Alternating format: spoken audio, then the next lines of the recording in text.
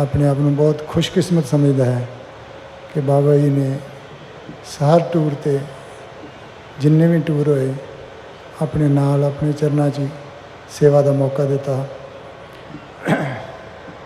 साध संगत जब पहले शुरू में टूर होते थे तो छोटी छोटी गाड़ियाँ होती थी। पहले एम्बेसडर थी, फिर उससे बड़ी आई, फिर उससे बड़ी। तो सभी महात्मा जानते हैं कि जितनी छोटी गाड़ियाँ होती हैं उतने झटके भी ज़्यादा लगते हैं। तो गांव में जाना, बहुत ऐसी जगह पे जाना जहाँ के सड़कें के मतलब ढूंढने से भी नहीं मिलती थी, और बाबा जी का ये ध्यान होता था कि हर जगह पहुंचा जाए, हर महापुरुष के पास जाया जाए, हर संत को दर्शन देने का उनका सब जगह जाते थे। तो गाड़ी में ही कई बार ऐसे ही चलते चलते उन्होंने जब देखना कि टाइम कम है तो गाड़ी में ही लेट जाना खाना खाने के बाद दोपहर को।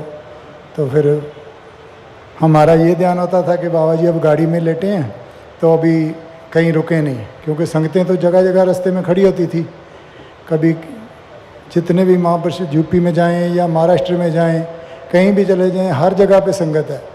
तो जगह प्रोग्राम तो एक शहर में ही होता था, थोड़ी थोड़ी दूरी पे, लेकिन संगतें बहुत खड़ी होती थी। तो जब बाबा जी सो जाते थे तो हमारा ध्यान होता था कि बाबा जी अभी सोए हैं तो चलो सोए ही हम गाड़ी आगे ले जाएं। लेकिन जब बाबा जी उठते थे उनको थोड़ा सा पता चलता था कि अभी ये महापुरुष खड़े थे रास्ते में, तो बहुत आराम से धीरे से यही कहते थे कि गाड़ी रोक लेनी थी, महापुरुष पता नहीं कब से खड़े होंगे, वो तो हो सकता सुबह से ही खड़े हों, सड़क पे धूप में खड़े होंगे या कहीं खड़े होंगे, तो आप गाड़ी रोक लेते, मैं उठ जाता तो कोई बात नहीं। तो ऐसे ही साथ संगत बाहर भी जाने का मौका मिला, सच्चे पातशाह के चरणों में एक जगह पिकनिक पे गए तो बाबा जी ने ऐसे ही हुक्म किया कि चलो अभी महापुरुष सारे आए हैं तो इनके साथ एक फ़ोटो खिंचा लेंगे। सारे महापुरुष कह रहे थे कि बाबा जी फ़ोटो खिंचानी है। बाबा जी कहते सबको इकट्ठा कर लो, एक एक कंट्री के साथ फ़ोटो खींच लेते हैं, जितनी कंट्री से महापुरुष आए हैं तो एक एक कंट्री वालों को इकट्ठा करके उनसे फ़ोटो खिंचा लेते हैं। तो उसके बाद जब सारे आए फिर कहते चलो नहीं एक एक सिटी का कर लेते हैं, तो सिटी का किया।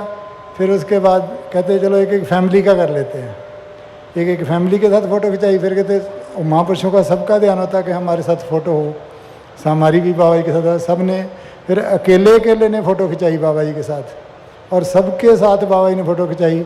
इतना टाइम दिया और सारे महापुरुष इतने खुश कि बाबा जी का शुक्रिया करते रहे, रहमत करो। बाबा जी ने बहुत टाइम दिया संगतों को, बहुत प्यार दिया। आशीर्वाद दो कि हम भी इनके चरणों में रह के सारी साथ संगत को इस तरह सेवा करते रहें, और यही प्यार हमेशा इनके चरणों से लेते रहें। प्यार से बोलिए धन्य। साथ संगत उस मुक़द्दस किताब के कुछ पन्ने दिलबाग जी ने खोले हैं। अब आप अंदाज़ा लगा लो, हर पन्ने पर प्रेम, हर पन्ने पर करुणा, हर पन्ने पर अपनापन अगर नहीं होता तो इस तरह सतगुरु बाबा जी की रहमतों का आज हम जिक्र नहीं सुन पाते। बैठा हुआ सारा परिवार उनके तप और त्याग कर्म से परिचित है, और उसी का चर्चा शाम को 5 बजे से निरंतर चल रहा। 5:30 बजे सतगुरु माता जी मंच पर आए थे और तभी से निरंतर नमस्कार की लाइनें भी चल रही हैं।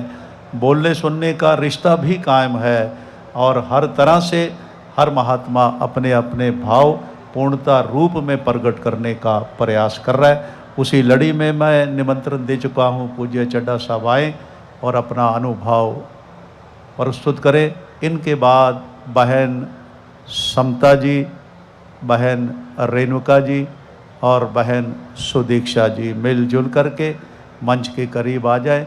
और सतगुरु बाबा जी, मैं कोई शब्द और जोड़ना नहीं चाहता, गुरु परिवार के प्रति आए और आकर के सतगुरु माता जी का प्यार भरा आशीर्वाद प्राप्त करें। जो बोले